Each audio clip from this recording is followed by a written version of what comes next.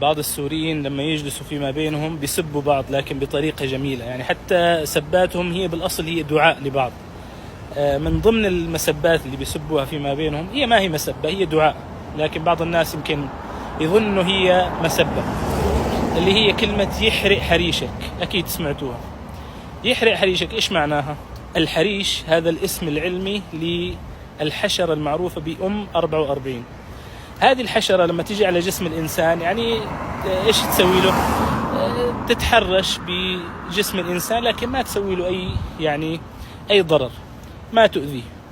فلذلك هو هذا الشخص لما يدعي عليك يقول لك يحرق حريشك، سبحان الله ركزوا لي على كلمة يحرق، لأن يقول لك إنه هذه الحشرة يعني ما تموت إلا بإيش؟ بالحرق. فلذلك يعني لما يدعي عليك يقول لك يحرق حريشك، فهذا الدعاء بأنه الله يخلصك من شر أعدائك، هذا معنى الكلام. فإذا هذا دعاء ما هو مسبة. ويحرق حريشكم إذا ما عجبتكم المعلومة.